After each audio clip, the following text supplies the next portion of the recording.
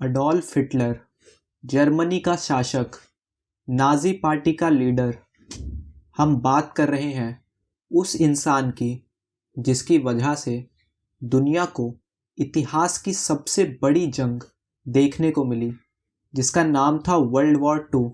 ये तो हम में से कई लोग जानते ही हैं, लेकिन क्या आपको यह पता है कि ऑस्ट्रिया में पैदा होने वाले इस बच्चे ने बचपन में स्थानीय लोगों को चित्रित पोस्टकार्ड बेच के अपना गुजारा किया था। इसके अलावा आपको ये पता है कि ऐसा भी एक वक्त था जब पिता से सपोर्ट ना मिलने के बाद वो बेघर लोगों की तरह रहा। चलिए, इससे पहले आप इस बायोग्राफी में खो जाएं, इस चैनल को सब्सक्राइब कर लीजिए ताकि हम ऐसी और वीडियोस बनाने के लिए मोटिवेट हो सकें। नमस्कार, मेरा नाम है अभिषेक और स्टार्ट करते हैं हिटलर की बायोग्राफी को। एडोल्फ हिटलर, जन्म 20 अप्रैल 1889, ब्रोनाउ शहर, ऑस्ट्रिया। नाजी पार्टी का नेता और जर्मनी के चांसलर और फ्यूरर थे। उनका विश्व दृष्टिकोण दो अवधारणाओं के इर्द गिर्द घूमता था: क्षेत्रीय विस्तार और नस्लीय वर्चस्व। उन विषयों ने पोलैंड पर आक्रमण करने के उनके निर्णय की जानकारी दी, जिसने द्वितीय विश्व युद्ध की शुरुआत को चिन्हित किया। साथ ही प्रलय के दौरान 6 मिलियन यहूदियों और लाखों अन्य लोगों की व्यवस्थित हत्या की गई। हिटलर के पिता एलॉइस, जिनका जन्म 1837 में हुआ था, वे उनके नाजायज पिता थे। कुछ समय के लिए उन्होंने अपनी मां का नाम स्कीकल ग्रबर रखा, लेकिन 1876 तक उन्होंने उपनाम हिटलर पर अपना पारिवारिक दावा स्थापित कर लिया था। एडोल्फ ने कभी भी किसी अन्य उपनाम का इस्तेमाल नहीं किया। प्रारंभिक जीवन। अपने पिता की राज्य सीमा शुल्क सेवा से सेवानिवृत्ति के बाद एडोल्फ हिटलर ने अपना अधिकांश बचपन ऊपरी ऑस्ट्रिया की राजधानी लिंज में बिताया। यह जीवन भर उनका पसंदीदा शहर रहा और उन्होंने यहीं दफन होने का इच्छा व्यक्त की। एलॉइस हिटलर की 1903 में मृत्यु हो गई, लेकिन वह अपनी पत्नी और बच्चों के भरण पोषण के लिए पर्याप्त पेंशन और बचत छोड़ गए। हालांकि हिटलर अपने पिता से डरता था और उन्हें बहुत हद तक नापसंद करता था। वह अपनी मां के प्रति एक समर्पित पुत्र था, जिनकी 1907 में बहुत पीड़ा के बाद मृत्यु हो गई। एक छात्र के रूप में मिश्रित रिकॉर्ड के साथ हिटलर कभी भी माध्यमिक शिक्षा से आगे नहीं बढ़ पाया। स्कूल छोड़ने के बाद उन्होंने वियना शहर का दौरा किया, फिर लिंज लौट आए, जहां उन्होंने एक कलाकार बनने का सपना देखा। बाद में उन्होंने वियना में खुद को बनाए रखने के लिए उस छोटे भत्ते का उपयोग किया जो उन्हें मिलता रहा। यह वह कला का अध्ययन करना चाहते थे जिसके लिए उनके पास कुछ शंकाएं थी, लेकिन वे 2 बार ललित कला अकेडमी में प्रवेश पाने में असफल रहे।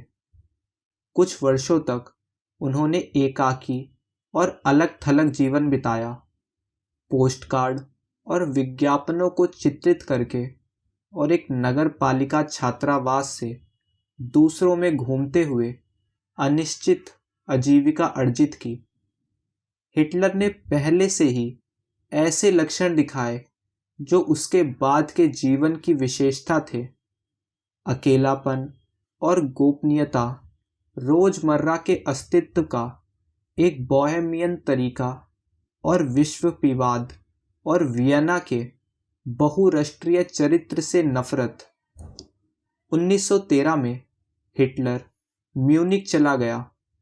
फरवरी 1914 में ऑस्ट्रियाई सेना सेवा के लिए उनकी जांच की गई। अपर्याप्त शारीरिक शक्ति के कारण उन्हें अयोग्य घोषित कर दिया गया।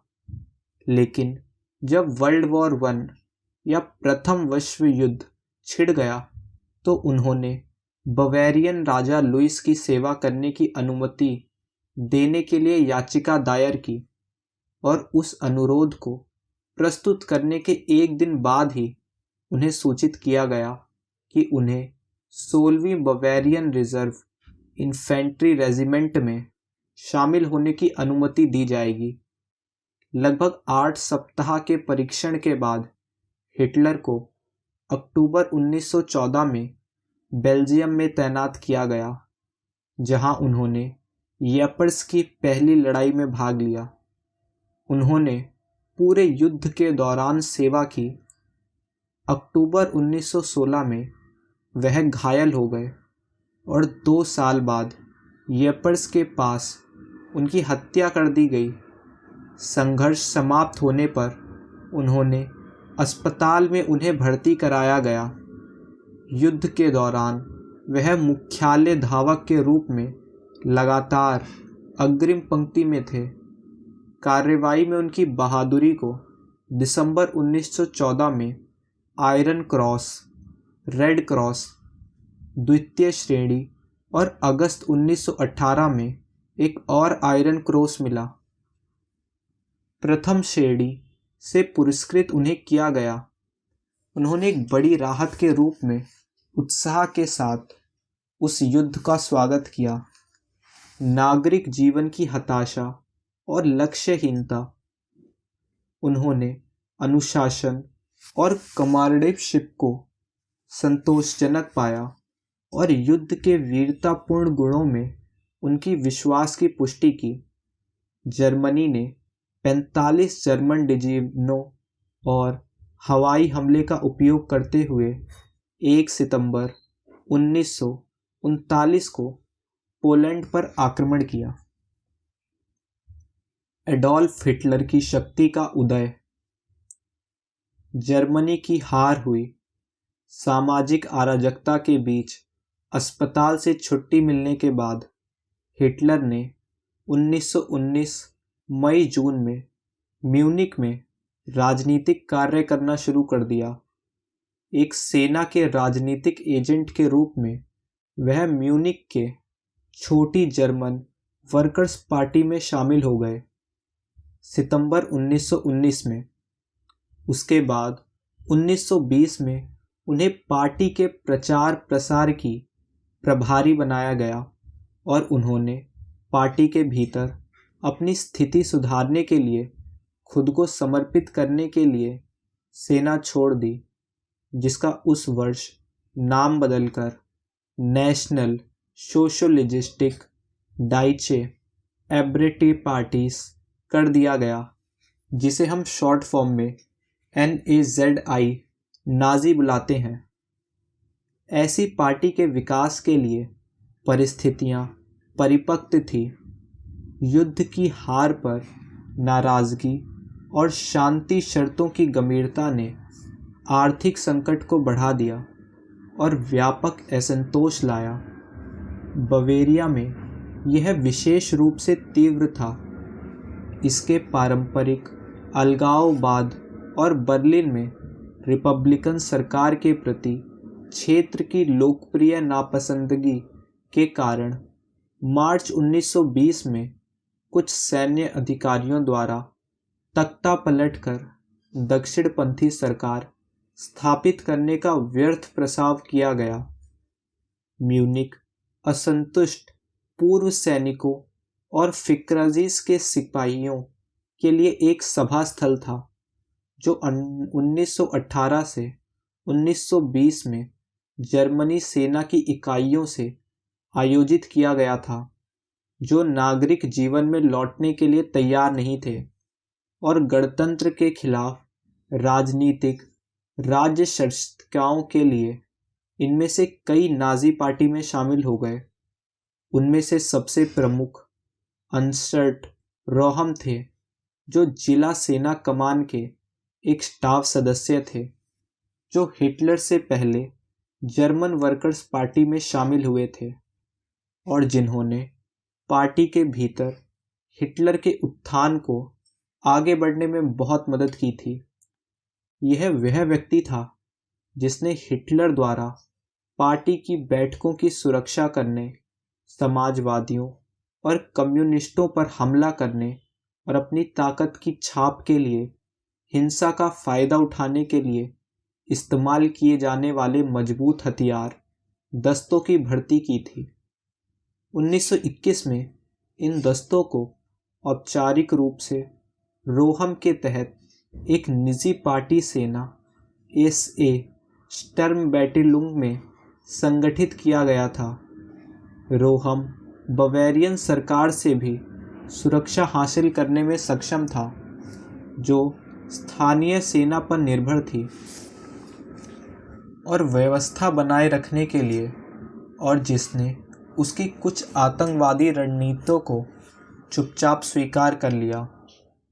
छोटी पार्टी के विकास के लिए परिस्थितियां अनुकूल थी और हिटलर उनका पूरा लाभ उठाने के लिए पर्याप्त रूप से चतुर भी था। जब वह पार्टी में शामिल हुए तो उन्होंने इसे अप्रभावी पाया। राष्ट्रवादी और समाजवादी विचारों के कार्यक्रम के प्रति वह प्रतिबद्ध थे, लेकिन इसके उद्देश्यों के बारे में अनिश्चित थे और इसके नेतृत्व में विभाजन था। उन्होंने इसके कार्यक्रम को स्वीकार किया, लेकिन इसे साध्य का साधन माना। उनके प्रचार और उनकी व्यक्तिगत महत्वाकांक्षा के कारण पार्टी के अन्य नेताओं के साथ मनमुटाव हुआ। हिटलर ने इस्तीफे की धमकी देकर उस पर अंकुश लगाने के उनके प्रयासों का प्रतिकार किया, और क्योंकि पार्टी का भविष्य प्रचार को व्यवस्थित करने और धन प्राप्त करने की उसकी शक्ति पर निर्भर था, इसलिए उसके विरोधियों ने नरम रुख अपनाया। जुलाई 1921 में वह लगभग असीमित शक्तियों के साथ उनके नेता बन गए। सबसे पहले उन्होंने एक जन आंदोलन करना खड़ा शुरू किया, जिसका रहस्य और शक्ति इसके सदस्यों को अपने प्रति वफादारी में बांधने के लिए पर्याप्त होगी।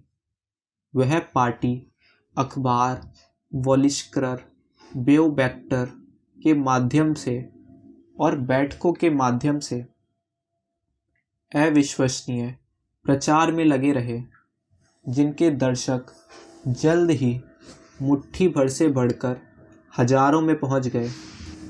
अपने करिश्माई व्यक्तित्व और गतिशील नेतृत्व के साथ उन्होंने नाजी नेताओं के एक समर्पित कैडर का आकर्षित किया।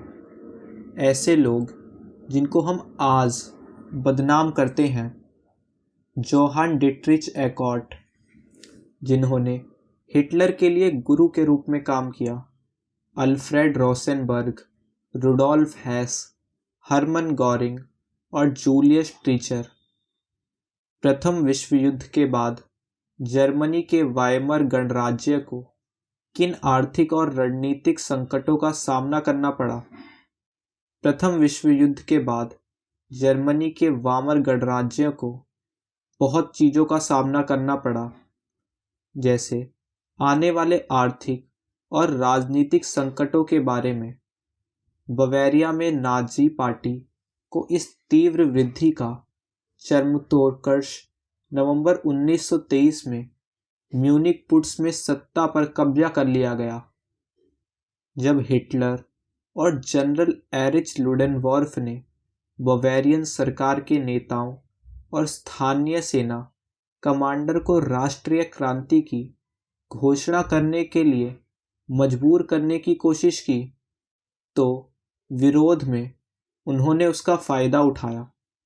इसके परिणाम स्वरूप हुई हाथापाई में पुलिस और सेना ने आगे बढ़ रहे मार्च करने वाले पर गोलाबारी की, जिसमें से कुछ लोग मारे भी गए। हिटलर भी उसमें से एक था। हिटलर घायल हो गया और 4 पुलिसकर्मी उसके साथ मारे गए। राजद्रोह के मुकदमे में रखे जाने के बाद उन्होंने विशेष रूप से उन्हें मिले और अत्यधिक प्रचार का फायदा उठाया। उन्होंने पुच्छ से एक महत्वपूर्ण सबक भी सीखा कि आंदोलन को कानूनी तरीकों से शक्ति हासिल करनी होगी। उन्हें 5 साल के लिए जेल की सज़ा सुनाई गई, लेकिन उन्हें केवल 9 महीने ही जेल में रहना पड़ा और वे लोग लैंड्सबर्ग महल में अपेक्षाकृत आराम से रहे। हिटलर ने उस समय का उपयोग मीन काम्फ के पहले खंड में करा। मैन काम्फ हिटलर के द्वारा लिखी गई पुस्तक है। अपनी राजनीतिक आत्मकथा के साथ साथ अपने विविध विचारों के संग्रह को निर्देशित करने के लिए हिटलर ने वह बुक लिखी।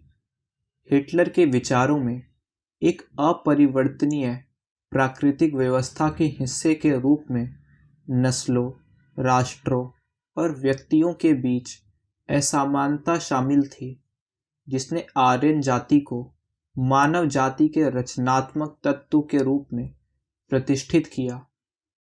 हिटलर के अनुसार मानव जाति की प्राकृतिक इकाई वोल्क लोग थे, जिसमें जर्मन लोग सबसे महान थे। इसके अलावा उनका यह भी मानना था कि राज्य वोल्क की सेवा के लिए अस्तित्व में था, एक ऐसा मिशन जिसे वेइमर जर्मन गणराज्य ने धोखा दिया था। समस्त नैतिकता और सत्य को इस कसौटी पर परखा जाता था। क्या यह वोल्क के हित और संरक्षण के लिए अनुरूप था? संसदीय लोकतांत्रिक सरकार की दोहरी निंदा हुई।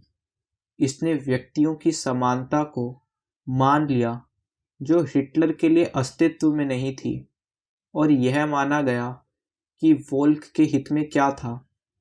इसका निर्णय संसदीय प्रक्रियाओं द्वारा किया जा सकता है।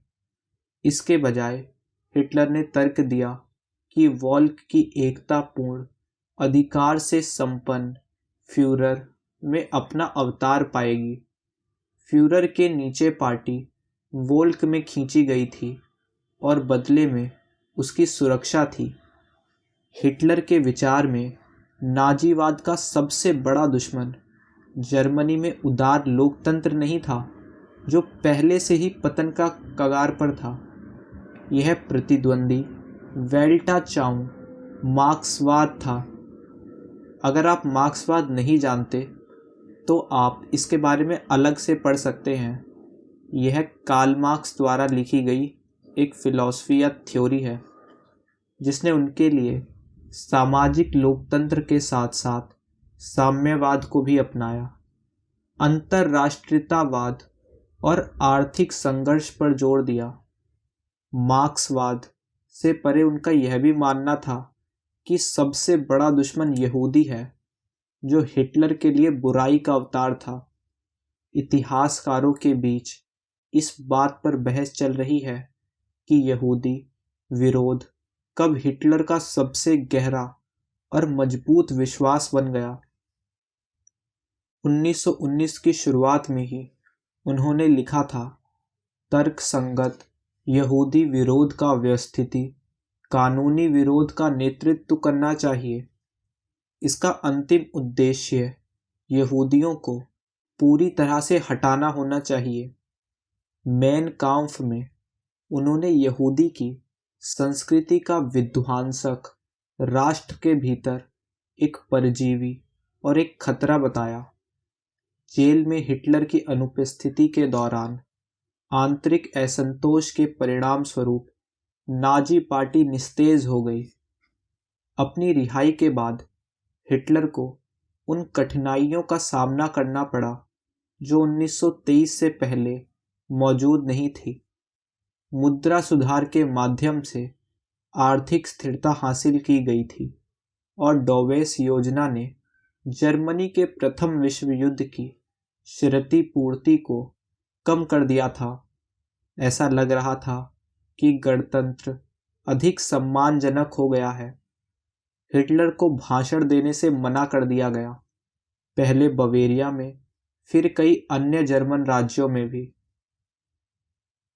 नेवे फिर भी पार्टी की संख्या धीरे धीरे बढ़ती गई और 1926 में हिटलर ने ग्रेगोर स्टेसर के खिलाफ सफलतापूर्वक इसमें अपनी स्थिति प्राप्त की, जिनके अनुयायी मुख्य रूप से उत्तरी जर्मन में थे। हालांकि 1929 में मंदी के आगमन से राजनीतिक अस्थिरता का एक नया दौर शुरू हुआ। 1930 में हिटलर ने यंग प्लान के खिलाफ एक अभियान में राष्ट्रवादी अल्फ्रेड ह्यूजेनबर्ग के साथ गठबंधन किया, जो जर्मनी के युद्ध क्षतिपूर्ति भुगतान पर दूसरी बार बातचीत थी। ह्यूजेनबर्ग के समाचार पत्रों के मदद से हिटलर पहली बार राष्ट्रव्यापी दर्शकों तक पहुंचने में सक्षम हुआ। गठबंधन ने उन्हें व्यापार और उद्योग के कई दिग्गजों का समर्थन लेने में भी सक्षम बनाया, जो राजनीतिक धन को नियंत्रित करते थे और एक मजबूत दक्षिणपंथी समाज विरोधी सरकार स्थापित करने के लिए उनका उपयोग करने के लिए उत्सुक थे। 1932 में हिटलर ने राष्ट्रपति चुनाव में हिंडनबर्ग का विरोध किया और 36.8% वोट हासिल किए।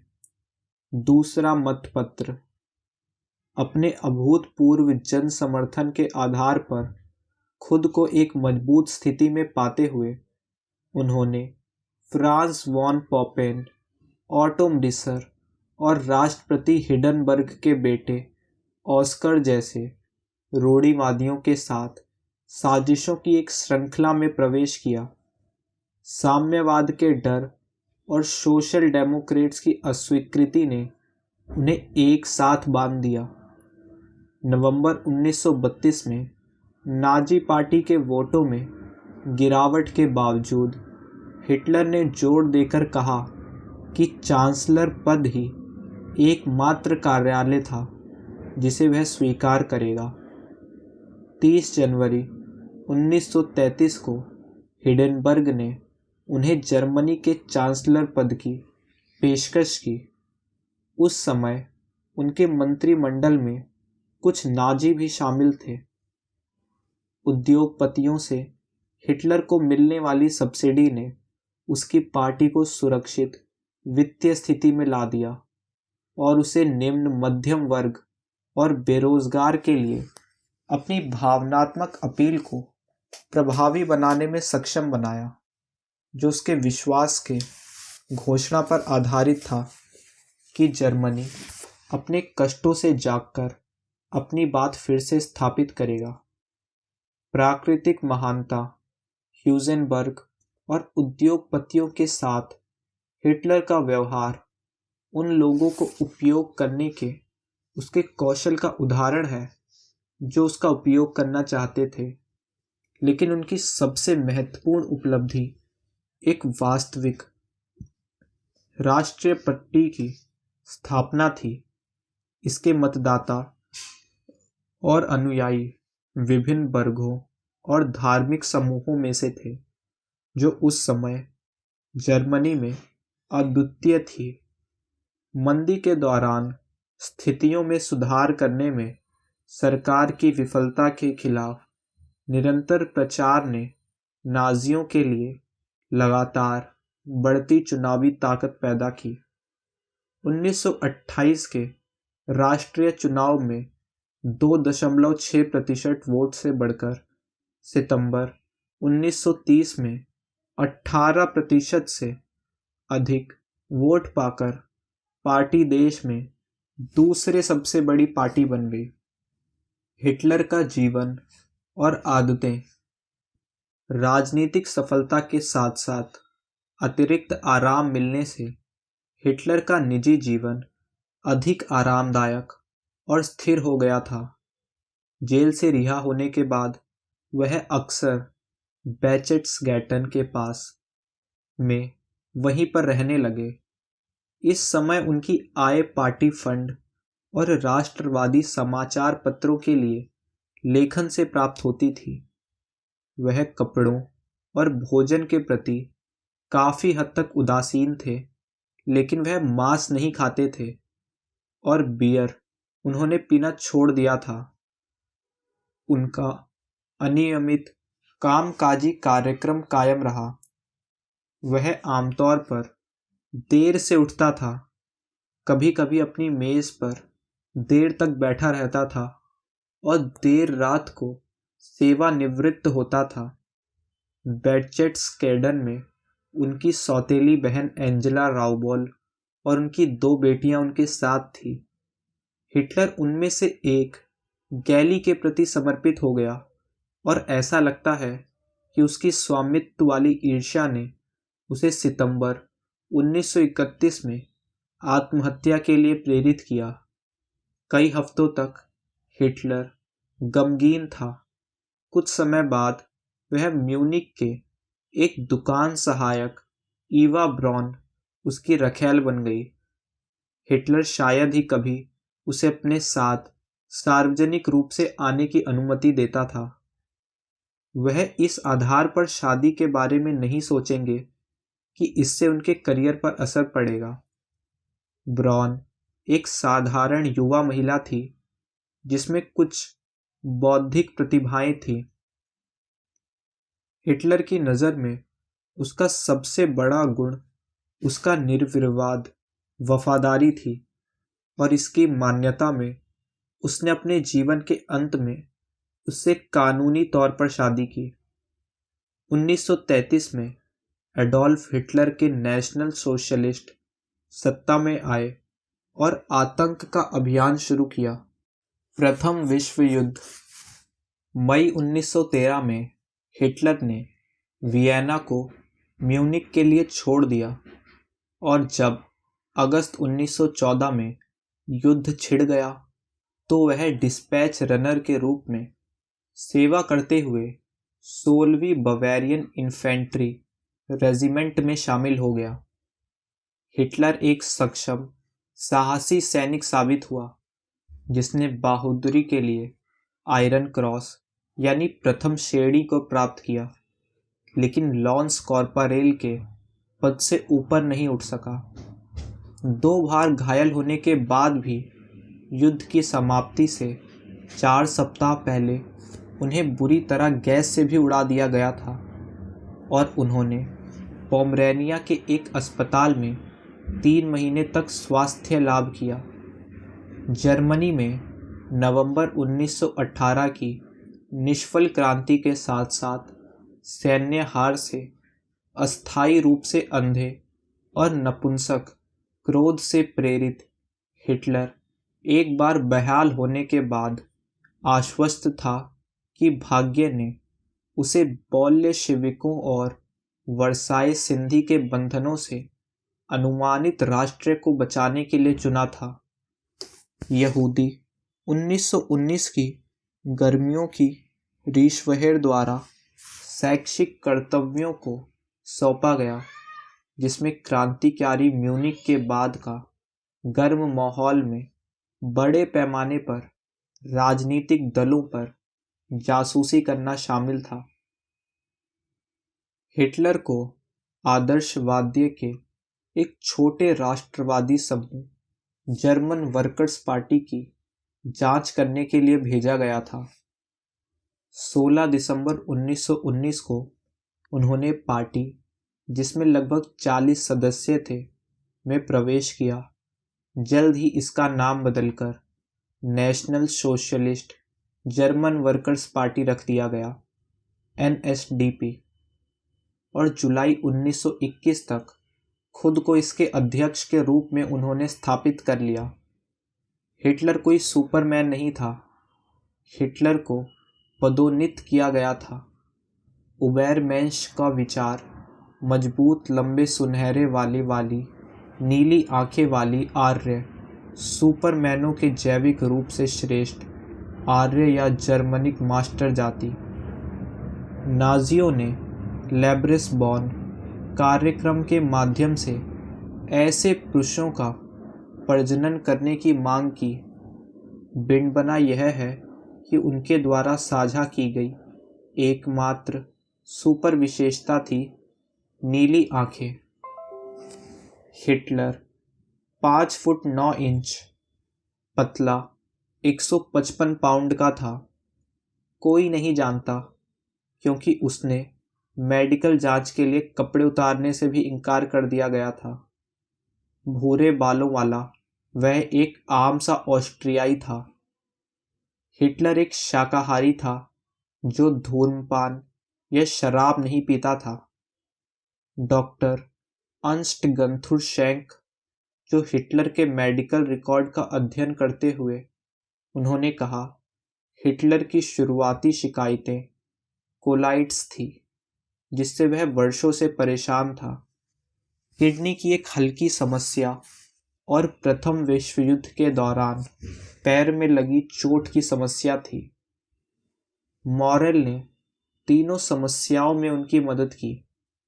1937 में उनकी मुलाकात से लेकर अप्रैल 1945 तक हिटलर ने मॉरेल पर पूरा भरोसा किया था। पूरी शारीरिक स्थिति का विरोध करने के अलावा हिटलर ने एक्सरे कराने से भी इनकार कर दिया था। शैंक ने कहा, उसके कई लक्षण मनोदैहिक या साइकेट्रिक पेशेंट के थे। पेट में दर्द, कब्ज और दस्त, लगातार सर्दी, अनिद्रा और कई अन्य असुविधाएं। उन्होंने हर दर्द का बहुत सावधानी से वर्णन किया है और उन्होंने कड़वी शिकायत की। उन्हें सैकड़ों इंजेक्शन दिए गए। उनका मानना था इससे उनकी ऊर्जा बहाल हो जाएगी और उनको विश्वास था कि अगर वह उन जनरलों को मार देंगे जिन्होंने उन्हें धोखा दिया था तो उन्हें बेहतर महसूस होगा। लेकिन वास्तव में उन्हें शायद चिड़चिड़ा आंत्र सिंड्रोम था और तनाव ने इन्हें उनके सहन शक्ति से परे बढ़ा दिया था। शैंक ने कहा है कि हिटलर को 92 अलग अलग दवाएं दी गई थी, जिनमें से कुछ का वैज्ञानिक परीक्षण तक नहीं किया गया था। मॉरेल के पास 20 दवाएं बनाने वाली कंपनियां थी। हिटलर कई दवाओं का इस्तेमाल करता था, लेकिन वह कभी किसी को आदी नहीं हुआ, जिसमें मॉर्फिन भी शामिल है, जो कि एक ड्रग्स की तरह यूज की जाती है, जो उसे दी जाती थी। 1943 से 44 के दौरान उन्हें 25 बार पेट में ऐंठन की शिकायत हुई, लेकिन वह मनोवैज्ञानिक रूप से दवाओं के जादू मानने के विचार पर निर्भर थे। मरने से पहले हिटलर को कांपते हुए देखा गया था, जो शायद पार्किंसन रोग या नशीली दवाओं से वापसी का परिणाम हो सकता है। इसके अलावा इतिहासकार जोनाथन मेयो और एम्मा क्रैगी के अनुसार यह माना जाता है कि हिटलर के पास जननांग असामान्यता के 2 रूप थे, एक अंडकोश का ना उतरना और एक दुर्लभ स्थिति जिसे पेनाइल हाइपोस्टिया कहा जाता है, जिसमें मूत्र मार्ग लिंग के नीचे की तरफ खुलता है। और अन्य इतिहासकार इयान कोरिशा ने यह तक कहा है कि हिटलर यौन गतिविधियों से दूर रहता था क्योंकि उसे संक्रमण होने का डर था। हालांकि अन्य लोगों ने कहा है कि उसका यौन जीवन स्वस्थ था और वह कई महिलाओं के साथ शामिल था, विशेष रूप से उसकी मालकिन ईवा ब्राउन के साथ। और कुछ रिपोर्टों के विपरीत वह कभी भी सिफिलिस का संक्रमण नहीं हुआ। शैंक के पास इस सवाल का भी जवाब था कि क्या हिटलर पागल था। उन्होंने उसकी तुलना इतिहास के अन्य सामूहिक हत्यारों जैसे Stalin, Franco, Mussolini, Idi Amin, Alexander the Great, Julius Caesar, Genghis Khan और नेपोलियन बोनापार्ट से की है, जिसका व्यवहार उन्होंने कहा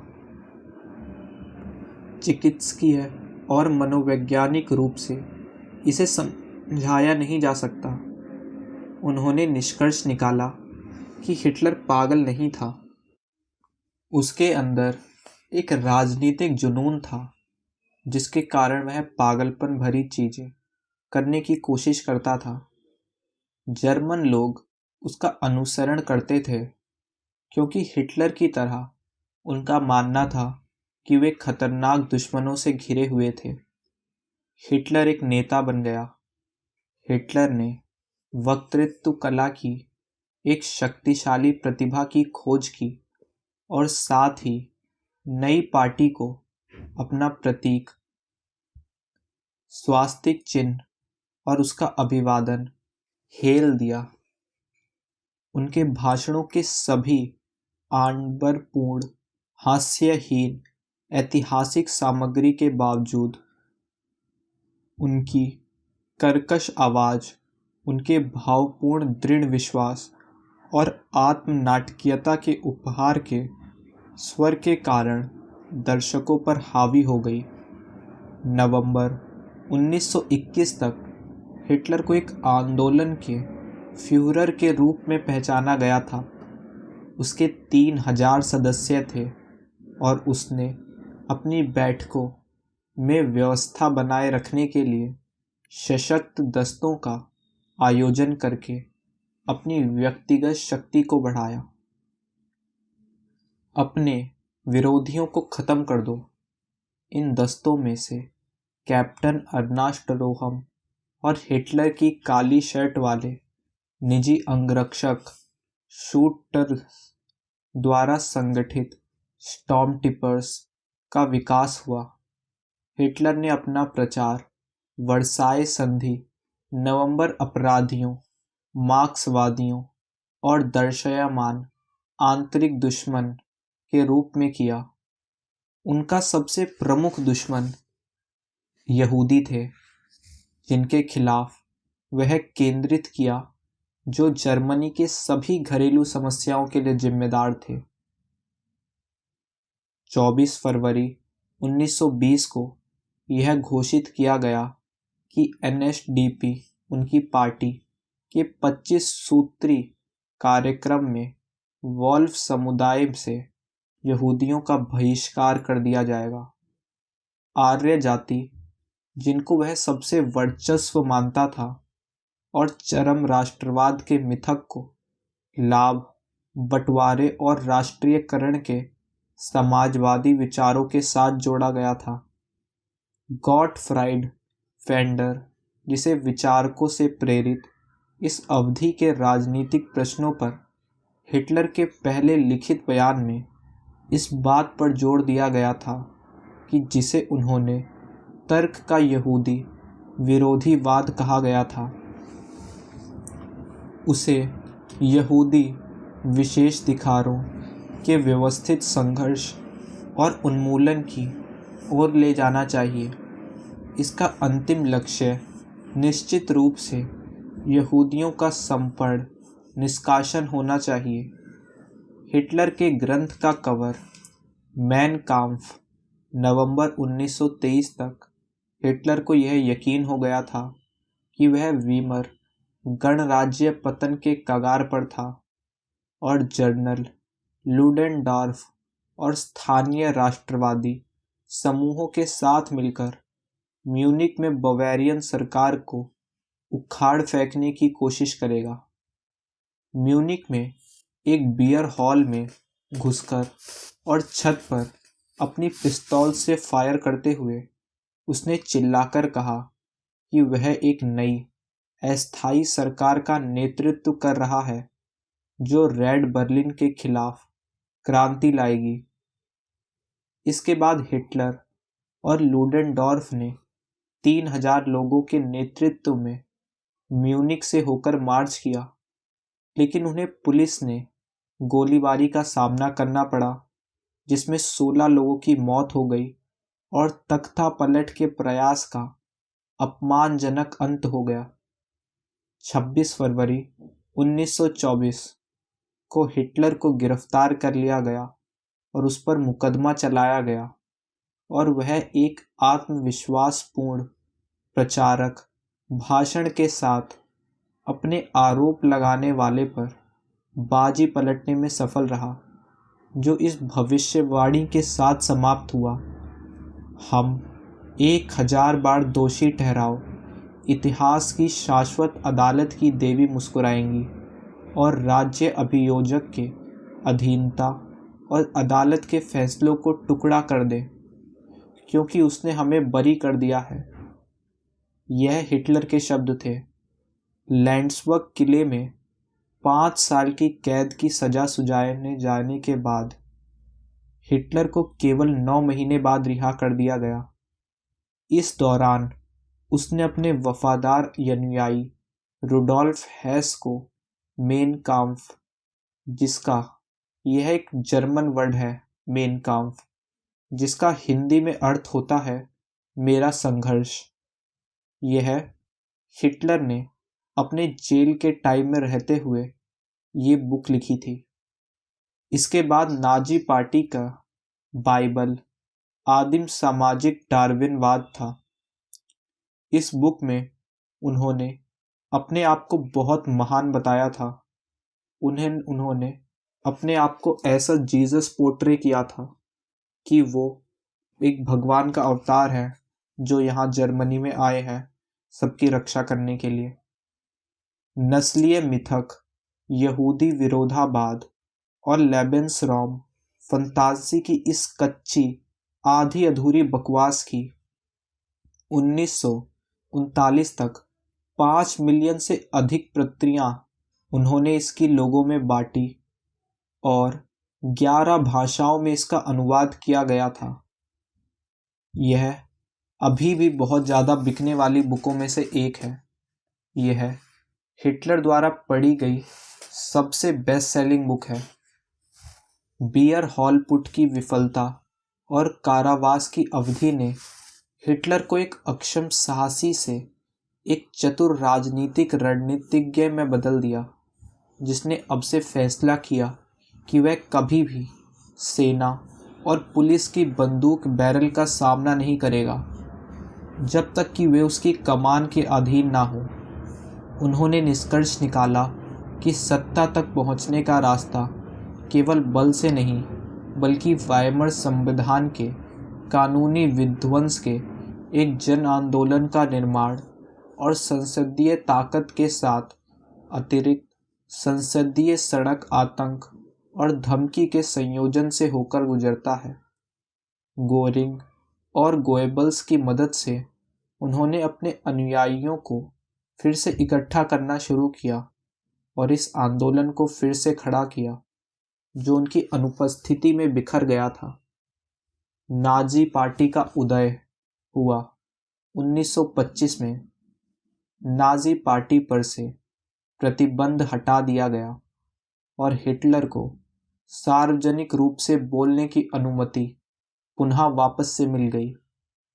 ग्रेगोर स्ट्रेसर ने नेतृत्व में पार्टी के समाजवादी उत्तरी जर्मन विंग की मात देते हुए हिटलर ने 1926 में खुद को अंतिम मध्यवस्थ के रूप में फिर से स्थापित किया, जिसके सामने सभी गुटों ने वैचारिक और सामाजिक रूप से विषम आंदोलन में अपील की। राष्ट्रीय समाजवाद की कठोर प्रोग्रामेटिक परिभाषाओं से बचते हुए, जिसने उनकी वैधता की करिश्माई प्रकृति और पूर्ण नेतृत्व के उनके दावे को कमजोर कर दिया होता, हिटलर अपनी अपील को बवेरिया से परे बढ़ाने और अपने आंदोलन में दाएं और बाएं दोनों के आकर्षित करने में सफल रहे। हालांकि 1928 के चुनावों में नाजी पार्टी ने केवल 12 सीटें जीती, लेकिन महामंदी की शुरुआत ने मध्यम वर्ग पर इसके विनाशकारी प्रभाव के साथ हिटलर को जर्मन समाज के उन सभी वर्गों पर जीत हासिल करने में मदद की जिन्होंने महसूस किया कि उनका आर्थिक अस्तित्व खतरे में है। किसान, कारीगरों, शिल्पकारों, व्यापारियों, छोटे व्यापारियों, पूर्व अधिकारियों, छात्रों और डिक्लस बुद्धिजीवियों के अलावा 1929 में नाजियों ने बड़े बड़े उद्योगपतियों, राष्ट्रवादी रूढ़िवादियों और सैन्य हलकों पर जीत हासिल करना शुरू कर दिया। प्रेस टाइकून अल्फ्रेड ह्यूजेनबर्ग के समर्थन से हिटलर को जबरदस्त राष्ट्रव्यापी प्रदर्शन मिला। जैसे विश्व आर्थिक संकट के प्रभावों ने जर्मनी को प्रभावित किया, जिससे बड़े पैमाने पर बेरोजगारी, सामाजिक विघटन, भय और आक्रोश पैदा हुआ। लोकतांत्रिक सद्गुण के साथ हिटलर ने खुद को जर्मनी के मुक्तदाता और मसीहाई उद्धारकर्ता के रूप में प्रस्तुत करने के लिए सामूहिक अनुनय के सबसे आधुनिक तकनीकों का उपयोग करते हुए राष्ट्रीय आक्रोश, विद्रोह की भावनाओं और मजबूत नेतृत्व की इच्छा पर काम किया। 1930 के चुनावों में नाजी वोट नाटकीय रूप से 8,10,000 से बढ़कर 6,40,09,000 कुल वोट के 18.3% हो गया और उन्हें रेस्टॉग में 107 सीटें प्राप्त हुई। हेज़लमार्ग स्केच और फ्रिटेस थीसेन द्वारा प्रेरित होकर महान औद्योगिक दिग्गजों ने उदारपूर्वक योगदान देना शुरू कर दिया। 27 जनवरी 1932 को डेसेल्डॉर्फ में इंडस्ट्रियल क्लब के सामने हिटलर के प्रदर्शन से एनएसडीपी के लोग आश्वस्त हो गए कि उन्हें पार्टी के कट्टरपंथियों से अब डरने की कोई जरूरत नहीं है। अगले महीने हिटलर ने आधिकारिक तौर पर जर्मन नागरिकता हासिल कर ली और राष्ट्रपति पद के लिए चुनाव लड़ने का फैसला किया। 10 अप्रैल 1931 के चुनावों से उसे 13 करोड़ और 41,18,011 वोट मिले, जबकि विजय वॉन हिंडनबर्ग को 19 करोड़ 35 लाख वोट मिले। लेकिन कम्युनिस्ट उम्मीदवार को 4 गुना वोट मिले। अर्नस्ट थेलमैन जुलाई 1932 के रीचस्टैग चुनावों में नाजी लगभग 14 मिलियन वोट यानी 37% और 230 सीटें प्राप्त करके जर्मनी के सबसे बड़े राजनीतिक दल के रूप में उभरे। यद्यपि एनएसडीपी नवंबर 1932 में 11 मिलियन वोट पर वापस आ गया। हिटलर को फ्रांज वॉन पॉपेन के नेतृत्व वाले रूढ़िवादी राजनेताओं को एक समूह ने सत्ता में लाने में मदद की, जिन्होंने अनैच्छिक वॉन हिंडनबर्ग को बोहेमियन कॉर्पोरल के रीच चांसलर के रूप में नामित करने के लिए राजी किया। 30 जनवरी 1933 को एक बार सत्ता में आने के बाद हिटलर ने अपने प्रतिद्वंदियों को मात देने के लिए बड़ी तेजी से काम किया। जुलाई 1933 तक रूढ़िवादियों की सरकार में किसी भी वास्तविक भागीदारी से बाहर कर दिया। मुक्त व्यापार संघों को समाप्त कर दिया। कम्युनिस्टों, सोशल डेमोक्रेट्स और यहूदियों को खत्म कर दिया। राजनीतिक जीवन में किसी भी भूमिका से और विरोधियों को एकाग्रता शिविरों में धकेलना।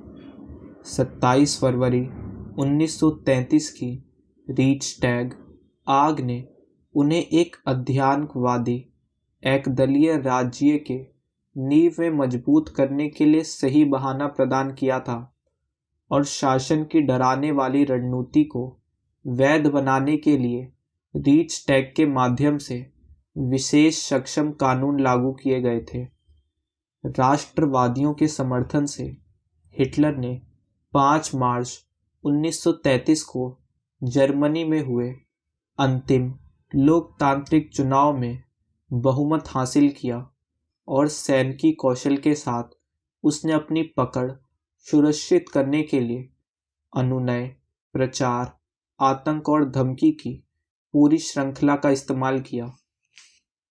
बर्लिन में एक एसएस रैली के बाद हिटलर जून 1934 के ब्लड पर्ज में अनरस्टरोहम के तहत कट्टरपंथी एसए नेतृत्व के विनाश ने हिटलर को तीसरे रह के निर्वात तानाशाह के रूप में पुष्टि की और अगस्त की शुरुआत तक, जब उसने फ्यूहर और चांसलर के पदों को एकजुट किया, वॉन हिडनबर्ग की मृत्यु पर राज्य की सारी शक्तियां उसके हाथों में आ गई। प्राधिकार और स्थिति के किसी भी संस्थागतकरण से बचने से जो सर्वोच्च मध्यस्थ के रूप में उनकी अपनी निर्वाध स्थिति को चुनौती दे सकता था। हिटलर ने हिमलर, गोरिंग और गोएबल्स जैसे अधीनस्थों को मनमाने ढंग से शक्ति के अपने स्वयं के डोमेन को चिन्हित करने की अनुमति दे दी, जबकि कार्यालयों को आश्चर्यजनक हद तक बढ़ाया और दोहराया। अगले 4 वर्षों के दौरान हिटलर ने घरेलू और अंतर्राष्ट्रीय सफलताओं की एक श्रृंखला का आनंद लिया और विदेशों में प्रतिद्वंदी राजनीतिक नेताओं को पछाड़ दिया। जैसे उसने घर में अपने विरोधियों को हराया था, 1935 में उन्होंने वर्साई संधि को भी त्याग दिया और अनुमत संख्या से 5 गुना अधिक संख्या में अपनी सेना में लोगों को भर्ती करना शुरू कर दिया। असल में वर्साई संधि ये थी कि वर्ल्ड वॉर 1 के टाइम पे कुछ देशों को बहुत नुकसान हुआ था, तो लोगों ने इसका डायरेक्ट ब्लेम जर्मन को दे दिया था कि जर्मनी की वजह से ही हमारे देश को इतना लॉस हुआ है, तो इसका जो भी हर्जाना है वो जर्मनी भरेगी। तो वो उनको हर साल ऐसा टैक्स के रूप में अपने रिसोर्सेस देती थी। तो जर्मनी को एक वो मिला था, एक वर्साई संधि थी कि उसमें कुछ रूल्स लिखे थे कि जर्मनी अपनी इससे ज़्यादा अपनी सेना नहीं बढ़ा सकता और उसको हर महीने इतना इतना टैक्स देना पड़ेगा, जो कि एक फिक्स रूल थे जर्मनी के खिलाफ कि वो अपने देश में कैसे काम कर सकता है। तो हिटलर ने अपने 4 साल के शासनकाल के बाद इन रूल्स को तोड़कर उसने अपनी मनमानी से, उनको कुछ एक नंबर दिए गए थे, आप इससे ज़्यादा अपनी सेना में लोगों को भर्ती नहीं कर सकते, तो उसने इस रूल को तोड़कर अपनी और सेना बढ़ाई। उसके बाद चलिए वापस से शुरू करते हैं। उन्होंने ग्रेट ब्रिटेन को नौसेना निर्माण कार्यक्रम में वृद्धि की अनुमति देने के लिए राजी किया और मार्च 1936 में उन्होंने विरोध का सामना किए बिना विसैन्यकृत राइनलैंड पर कब्जा कर लिया। उन्होंने लुफ्टवाफे का निर्माण शुरू किया और स्पेन में फ्रैंकोई ईस्ट ताकतों को सैन्य सहायता प्रदान की, जिससे 1939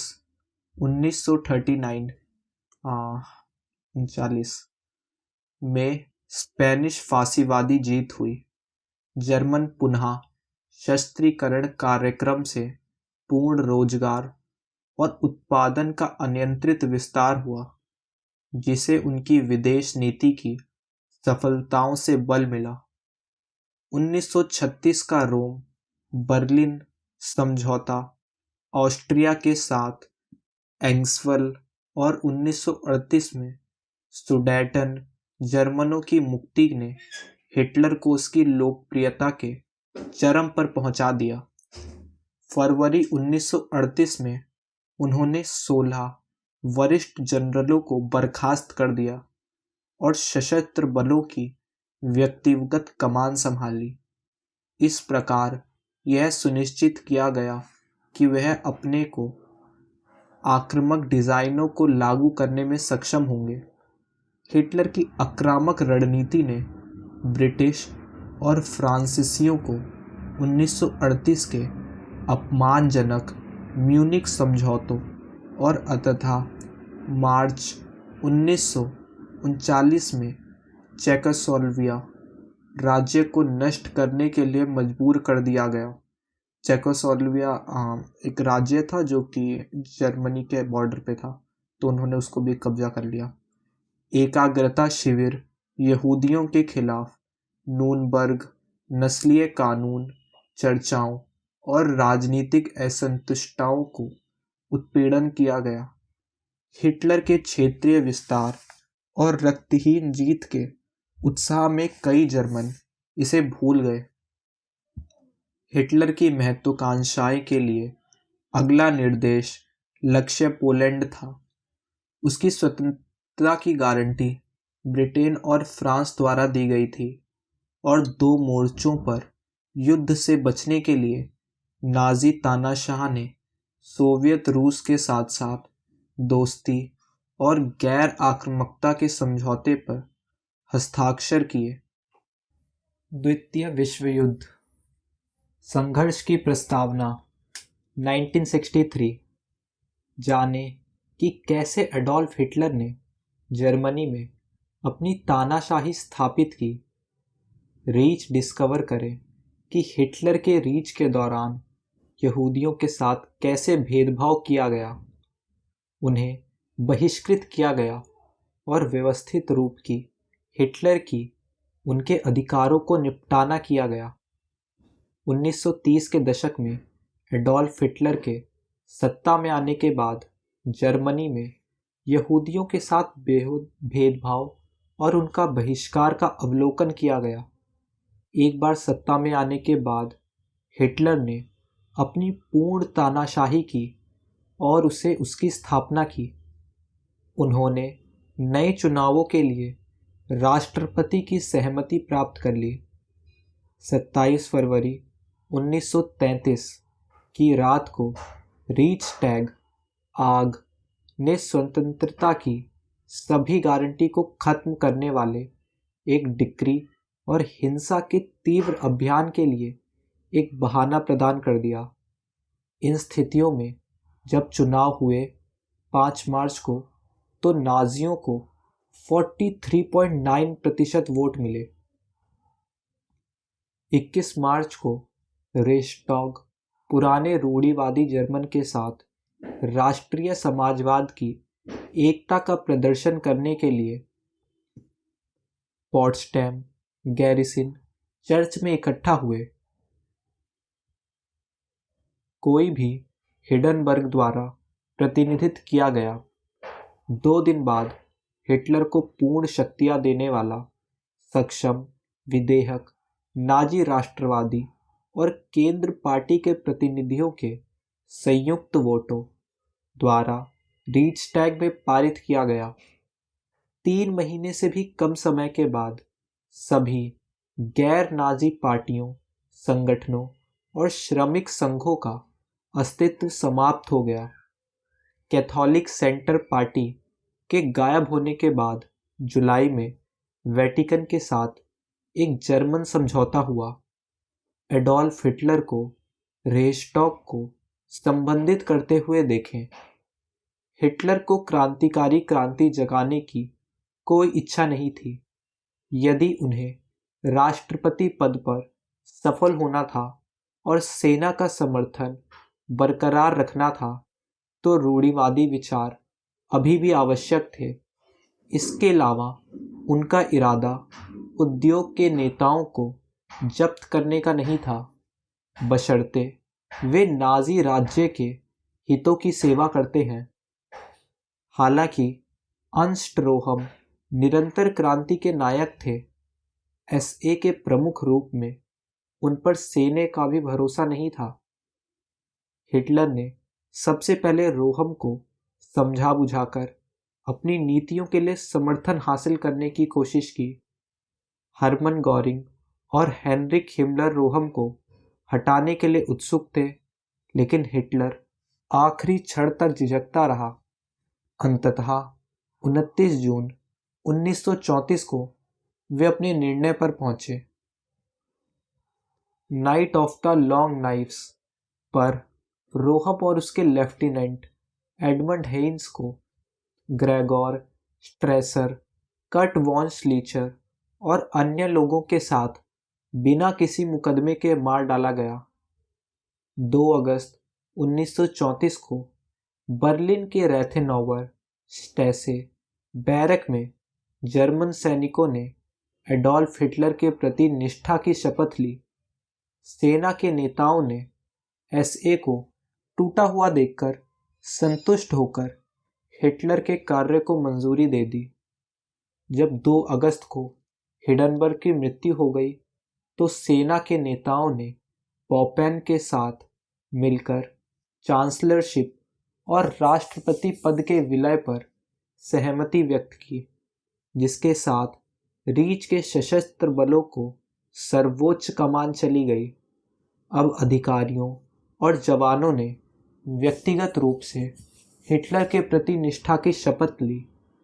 आर्थिक सुधार और बेरोजगार में तेजी से कमी, विश्व सुधार के साथ सहयोग, लेकिन जिसका श्रेय हिटलर ने लिया, ने शासन को तेजी से लोकप्रिय बना दिया और सफलता और पुलिस आतंक के संयोजन ने जनमत संग्रह में 90% मतदाताओं का समर्थन प्राप्त किया।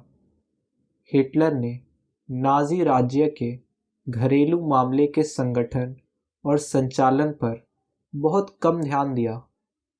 नीति के व्यापक रेखाओं के साथ साथ राज्य को कायम रखने वाली आतंक की व्यवस्था के लिए जिम्मेदार उसने विस्तृत प्रशासन अपने अधीनस्थों पर छोड़ दिया। इनमें से प्रत्येक ने अपने क्षेत्र में मनमानी शक्ति का प्रयोग किया, लेकिन जानबूझकर अतिव्यापी प्राधिकार वाले कार्यालय और संगठन बनाकर हिटलर ने प्रभावी रूप से इनमें से किसी भी विशेष क्षेत्र को अपने स्वयं के पूर्ण अधिकार को चुनौती देने के लिए पर्याप्त रूप से मजबूत होने से रोक दिया। जर्मनी ने 45 जर्मन डिवीजनों और हवाई हमले का उपयोग करते हुए 1 सितंबर 1929 को पोलैंड पर आक्रमण किया। 20 सितंबर तक केवल वॉर्सो ही बाहर हुआ, लेकिन अंतिम आत्मसमर्पण 29 दिसंबर को हुआ। बिट्रेनिका क्विज विदेश नीति ने उनकी अधिक रुचि का दावा किया, जैसा कि उन्होंने मैन काम्फ में स्पष्ट किया था। जर्मन लोगों को पुनर्मिलन उनकी प्रमुख महत्वाकांक्षा थी। इसके अलावा विस्तार का प्राकृतिक क्षेत्र पूर्व की ओर पोलैंड, यूक्रेन और यूएसएसआर में है। विस्तार जिसमें आवश्यक रूप से स्लाव लोगों के साथ जर्मनी के ऐतिहासिक संघर्ष का नवीनीकरण शामिल होगा, जो ट्यूटनिक मास्टर रेस के नए आदेश में अधीनस्थ होंगे। उन्होंने इस धर्म युद्ध में फांसीवादी इटली को अपने स्वाभाविक सहयोगी के रूप में देखा। ब्रिटेन एक संभावित सहयोगी था, बशर्ते कि वह यूरोप में शक्ति संतुलन बनाए रखने की अपनी पारंपरिक नीति को त्याग देगा और खुद को विदेशों में अपने हितों तक सीमित रखेगा। पश्चिम में फ्रांस जर्मनी का स्वाभाविक शत्रु बना रहा और इसलिए पूर्व की ओर विस्तार को संभव बनाने के लिए उसे डरना या वश में करना होगा। इससे पहले कि ऐसा विस्तार संभव हो, वर्साई की संधि द्वारा प्रथम विश्व युद्ध के अंत में जर्मनी पर लगाए गए प्रतिबंधों को हटाना आवश्यक था। हिटलर ने अन्य शक्तियों के संदेह को दूर करने के लिए प्रचार की सभी कलाओं का उपयोग किया।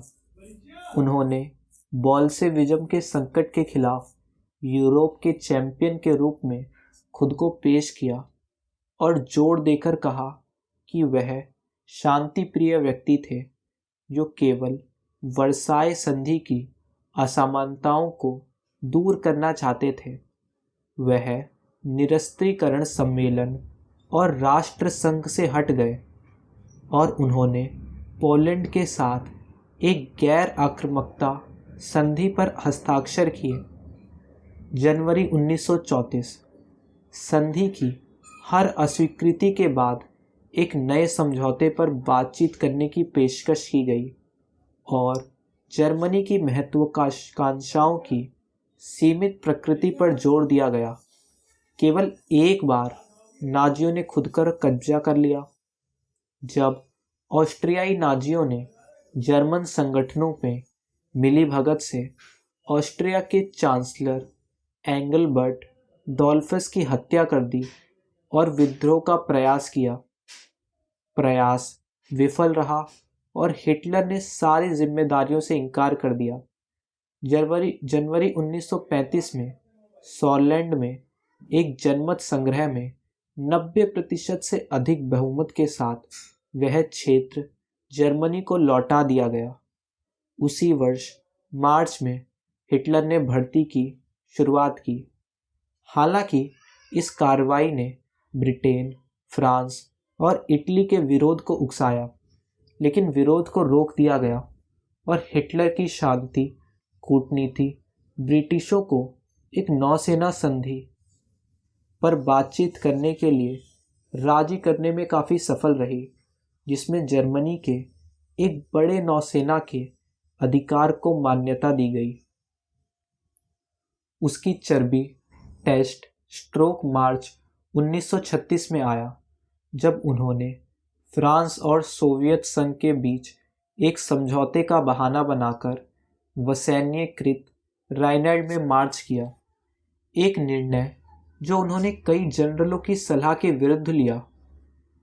इस बीच इथियोपियाई युद्ध के दौरान इटली के खिलाफ ब्रिटेन और फ्रांस द्वारा लगाए गए प्रतिबंधों के परिणाम स्वरूप मेन काम्फ में प्रस्तावित इटली के साथ गठबंधन तेजी से एक वास्तविकता बन गया। अक्टूबर 1936 में इतालवी तानाशाह बेनिटो मुसोलिनी द्वारा रोम बर्लिन अक्ष की घोषणा की गई। हिटलर मुसोलिनी से काफ़ी प्रभावित था। कुछ ही समय बाद जापान के साथ एंटी कॉर्मिटन समझौता हुआ और एक साल बाद तीनों देशों में एक समझौते में शामिल हो गए। हालांकि कागज पर फ्रांस के यूरोप में कई सहयोगी थे, जबकि जर्मनी के पास कोई भी नहीं था। हिटलर का तीसरा रह प्रमुख यूरोपीय शक्ति बन गया था। नवंबर 1937 में अपने सैन्य नेताओं की एक गुप्त बैठक में हिटलर ने भविष्य की विजय यानी ऑस्ट्रिया और चेकोस्लोवाकिया से शुरुआत करी के लिए अपनी योजनाओं की रूपरेखा तैयार की। जनवरी 1938 में उन्होंने उन लोगों की सेवाएं लेना भी बंद कर दिया जो नाजी गतिशीलता को पूरे दिल से स्वीकार नहीं करते थे। हजलमान शख्त जो जर्मन अर्थव्यवस्था से चिंतित थे, सैनिकों की सावधानी के प्रतिनिधि वर्नर वॉन फिट्च और कॉनिंस्टन वान न्यूरथ हिडनबर्ग की विदेश कार्यालय में नियुक्त। फरवरी में हिटलर ने ऑस्ट्रियाई चांसलर कर्ट वॉन शोचनिक को बर्चटस्टैगन में आमंत्रित किया और उन्हें वियना सरकार के भीतर ऑस्ट्रियाई नाजियों को शामिल करने वाले एक समझौते पर हस्ताक्षर करने के लिए मजबूर किया। वियना राज्य और ऑस्ट्रिया ये सिटी के नाम हैं, जो कि बाद में जिनका नाम चेंज हो गया। जब शुशनिग ने ऑस्ट्रियाई स्वतंत्रता के बारे में जनमत संग्रह की घोषणा करते हुए विरोध करने का प्रयास किया तो हिटलर ने तुरंत जर्मन सैनिकों द्वारा ऑस्ट्रिया पर आक्रमण का आदेश दिया। हिटलर को मिले उत्साहपूर्ण स्वागत ने उसे ऑस्ट्रिया के भविष्य को पूर्णतः विलय द्वारा तय करने के लिए प्रेरित किया।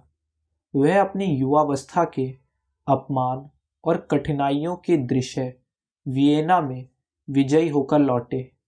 ब्रिटेन और फ्रांस की ओर से किसी प्रतिरोध का सामना नहीं करना पड़ा। हिटलर ने इटली का समर्थन सुनिश्चित करने का विशेष ध्यान रखा था। जैसे ही वह सामने आया, उसने मुसोलिनी के प्रति अपनी अमिट कृतज्ञता व्यक्त की। म्यूनिख समझौते 1938 पर हस्ताक्षर करने से कुछ समय पहले जर्मनी के म्यूनिख में जर्मन चांसलर एडोल्फ हिटलर और ब्रिटिश प्रधानमंत्री नोविल चैम्बरलेन से बाएं से तीसरे म्यूनिख समझौता किया। म्यूनिख समझौते में बुनिटो मॉर्सलिनी जापान के तानाशाह, एडोल्फ हिटलर जर्मन के तानाशाह और नेविल चैम्बरलेन म्यूनिख समझौते में हुए। बुनेटो मुसोलिनी, एडोल्फ हिटलर और नेविल चैम्बरमैन इतालवी नेता बेनिटो मुसोलिनी के अंडर आते थे और ब्रिटिश प्रधानमंत्री नेविल चैम्बरमैन के म्यूनिख में बैठक के बाद उनके आश्वासन के बावजूद कि एंसुलेंस ऐसा नहीं करेंगे, चेकोस्लोवाकिया के साथ जर्मनी के संबंधों का प्रभावित करते हुए हिटलर तुरंत उस देश के खिलाफ अपनी योजनाओं के साथ आगे बढ़ा। दरअसल ये हुआ था कि इन तीनों राज्यों का समझौता हुआ था, जिसमें हिटलर ने मना किया था कि वो एक समझौते में वो लिख कर देगा कि वो तुम्हारे देश में कभी आक्रमण नहीं करेगा, लेकिन और बदले में तुम्हें उसका साथ देना होगा। फिर बाद में हिटलर ने उसका साथ ले लिया था और फिर भी उस देश पे आक्रमण करके उसे अपने अंडर ले लिया था। चेकोस्लोवाकिया में जर्मन अल्पसंख्यक के नेता कॉनराड हेनलेल और सुडेनलैंड जर्मनों की ओर से असंभव मांगों के लिए आंदोलन करने का निर्देश दिया गया, जिससे हिटलर चेकोस्लोवाकिया के विघटन पर आगे बढ़ने में सक्षम हो सके। ब्रिटेन और फ्रांस की जर्मनी के लिए सुडेटेनलैंड क्षेत्रों में कब्जों को स्वीकार करने की इच्छा ने हिटलर को शांतिपूर्ण समझौते से पर्याप्त लाभ या चेकोस्लोवाकिया के खिलाफ एक शानदार युद्ध के बीच विकल्प दिया। मुसोलिनी और ब्रिटिश प्रधानमंत्री नेविल चैम्बरलेन का हस्ताक्षर निर्णायक प्रतीत होता है। हिटलर ने 30 सितंबर को म्यूनिख समझौते को स्वीकार कर लिया। उन्होंने यह भी घोषणा की कि ये यूरोप में उनकी आखिरी क्षेत्रीय मांगे थी। कुछ ही महीनों बाद वह चेकोस्लोवाकिया के बाकी हिस्सों पर कब्जा करने के लिए आगे बढ़ा। 15 मार्च 1929 को उन्होंने यह घोषणा करते हुए प्राग में मार्च किया कि शेष चेकिया जर्मन संरक्षित राज्य बन जाएगा। कुछ दिनों बाद लिथुआनियाई सरकार को पूर्वी प्रशिया के उत्तरी सीमा के बगल में स्थित मेमेल को जर्मनी को सौंपने के लिए मजबूर होना पड़ा। तुरंत ही हिटलर ने पोलैंड पर आक्रमण कर दिया। पोलिश राष्ट्र और उसके नेताओं का सामना करते हुए, जिसका विरोध करने का संकल्प ब्रिटेन और फ्रांस की गारंटी के मजबूत में हुआ था। फ्रांस और ब्रिटेन ने एक समझौते में बताया था कि जब भी तुम्हारे देश में कोई आक्रमण होगा तो हम तुम्हारी हेल्प करेंगे। लेकिन जब हिटलर ने कब्जा किया और उनके देश पे आक्रमण हुआ तो इन दोनों देशों ने कुछ नहीं किया ताकि इनके रिसोर्सेज ख़राब ना हो, और ये बस समझौते में एक लिख दिया था, लेकिन इन देशों की तरफ से पोलैंड को कोई मदद नहीं मिली। हिटलर ने इटली के साथ अपने गठबंधन की पुष्टि की। स्टील का समझौता जो कि मई 1929 में हुआ। इसके अलावा 23 अगस्त को पोलैंड पर हमले के लिए निर्धारित समय सीमा के भीतर उन्होंने जोसेफ स्टालिन, जिसका नाम आपने जरूर सुना होगा, वह है यूएसएसआर जो कि अभी रशिया है, उसका तानाशाह था और इसे सबसे क्रूर तानाशाह में से भी एक माना जाता है, अलॉन्ग विद हिटलर, के सोवियत संघ के साथ एक अनाक्रमण संधि पर हस्ताक्षर किए जो सदियों के सबसे बड़े राजनीतिक बम था। हिटलर ने फिर भी ब्रिटेन के साथ किसी भी झगड़े से इनकार कर दिया, लेकिन कोई फायदा नहीं हुआ। पोलैंड पर जर्मन आक्रमण जो कि 1 सितंबर को हुआ के 2 दिन बाद ही ब्रिटिश और फ्रांसीसी ने जर्मनी पर घोषणा की। हिटलर ने अपनी विदेश नीति में अवसरवादिता और चतुर समय का मिश्रण किया। उन्होंने लोकतांत्रिक नेताओं के मूड को पहचानने और उनकी कमजोरियों का फायदा उठाने में आश्चर्यजनक कौशल दिखाया। इस तथ्य के बावजूद कि उन्होंने ऑस्ट्रिया और जर्मनी के बाहर मुश्किल से ही कदम रखा था और कोई विदेशी भाषा नहीं बोलते थे, इस बिंदु तक हर कदम सफल रहा था। यहाँ तक कि पोलैंड में अभियान की तीव्र सफलता से युद्ध में ब्रिटिश और फ्रांसीसी प्रवेश पर उनकी चिंता भी दूर हो गई। उसने सोचा वह युद्ध के दौरान अपनी प्रतिभाओं पर भरोसा कर सकता है जैसे वह पहले उन पर भरोसा करता था। जून 1940 में फ्रांस के साथ युद्ध विराम पर हस्ताक्षर करने के तुरंत बाद पेरिस में आईफिल टावर के सामने अडोल्फ हिटलर ने जर्मनी की युद्ध की रणनीति थी। हिटलर द्वारा पहले से ही ग्रहण किया गया। जब पोलैंड के विरुद्ध सफल अभियान ब्रिटेन के साथ वंचित सांझती समझौता करने में विफल रहा, तो उसने सेना को पश्चिम में तत्काल आक्रमण के लिए तैयार रहने का आदेश दिया। खराब मौसम के कारण उनके कुछ अनैच्छिक जनरलों की पश्चिमी आक्रमण को स्थगित कर दिया गया। इसके परिणाम स्वरूप योजना में 2 बड़े बदलाव हुए। पहला, अप्रैल 1940 में नॉर्वे और डेनमार्क पर कब्जा करके नॉर्वे में ब्रिटिश उपस्थिति को रोकने का हिटलर का आदेश था। हिटलर ने इस साहसी ऑपरेशन में गहरी व्यक्तिगत रुचि ली। इस समय से सैन्य अभियानों का विस्तार में उनका हस्तक्षेप लगातार बढ़ता गया। दूसरा, हिटलर द्वारा सुदूर उत्तर की बजाय ऑर्डनेंस के माध्यम से हमले के जनरल एरिच वॉन मैनस्टीन की योजना को अपनाना महत्वपूर्ण था। यह एक शानदार और चौंकाने वाली सफलता थी। जर्मन सेनाएं 10 दिनों में चैनल बंदरगाहों, जहां वे प्रथम विश्व युद्ध के दौरान पहुंचने में असमर्थ थे, तक पहुंच गई। हॉलैंड ने 4 दिनों बाद और बेल्जियम ने 16 दिन बाद आत्मसमर्पण कर दिया। हिटलर ने डैनकर्क को दक्षिण में जनरल गर्ड वॉन रोस्टिएट के टैंकों को भी रोक लिया। डनकर्क एक पोर्ट का नाम है, इसके ऊपर मूवी भी बनी थी।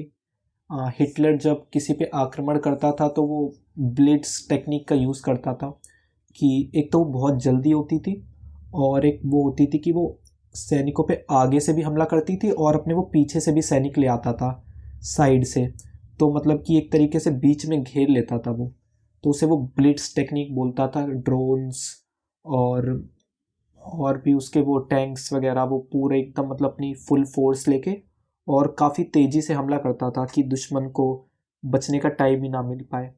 तो ये लोग अपने लास्ट में कुछ सिपाही थे, तो ये डनकर्क पोर्ट था, तो ये पूरा इसने ऑलमोस्ट कब्जा कर ही लिया था हिटलर ने, लेकिन लास्ट में वो उसी पोर्ट से फिर वहीं शिप से फिर वो लोग भाग गए थे।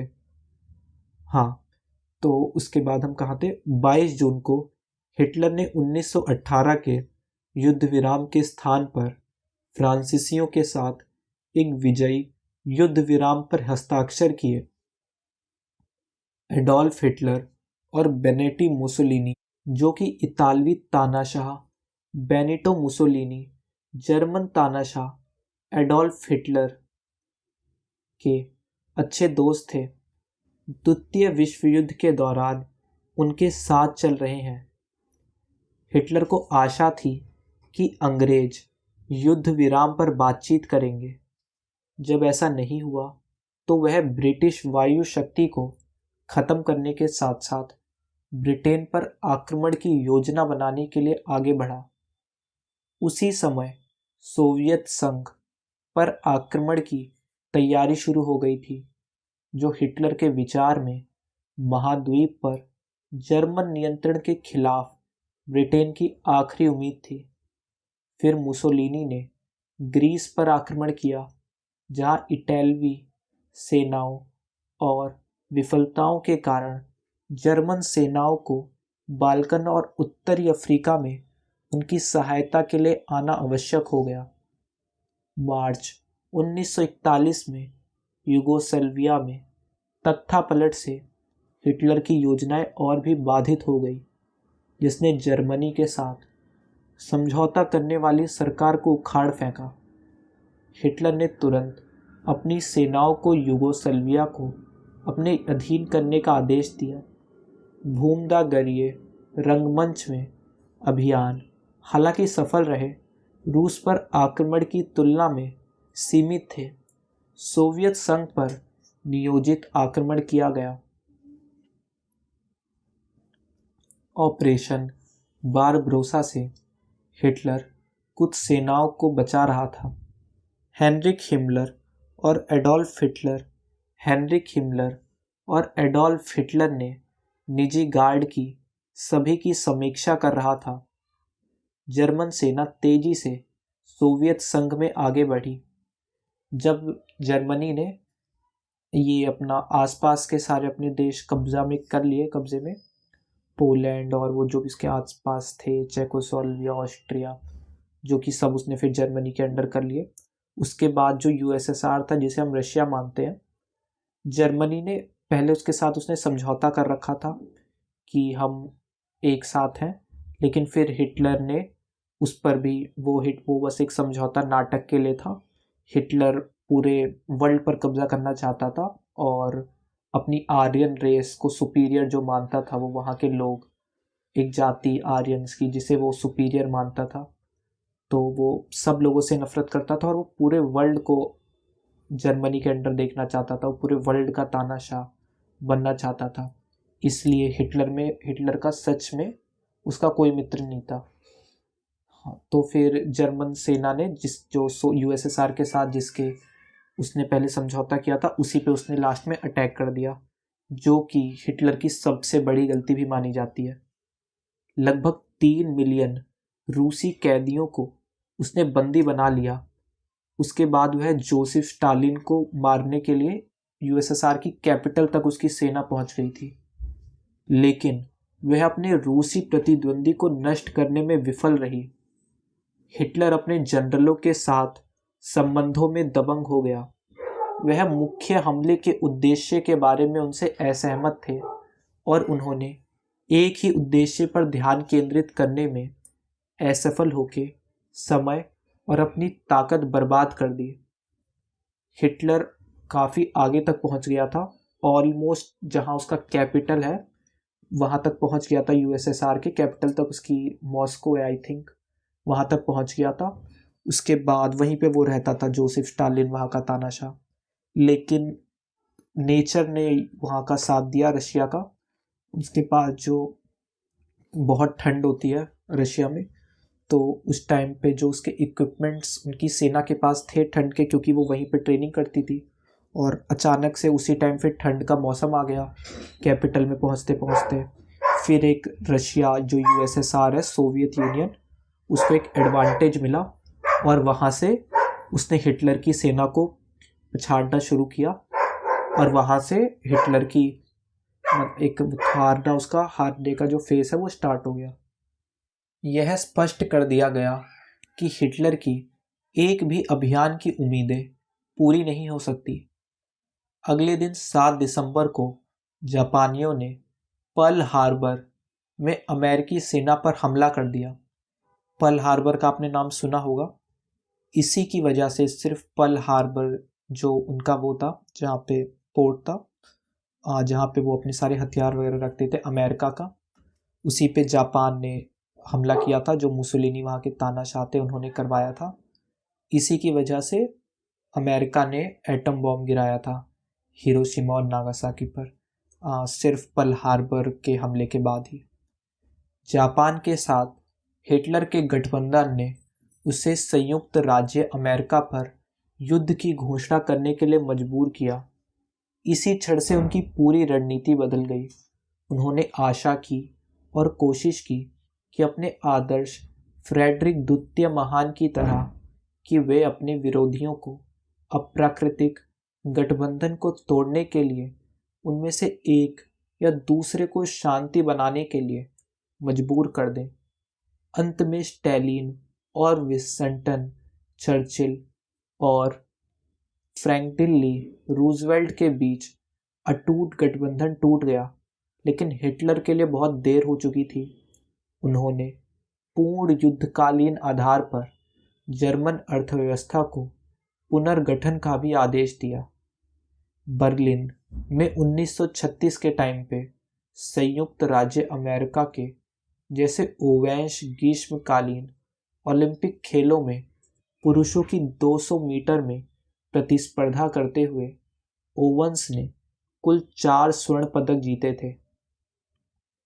ब्रिटेनिकों से अधिक क्या बर्लिन ओलंपिक में एडोल्फ हिटलर ने जैसे ओवेंस को नज़रअंदाज कर दिया था।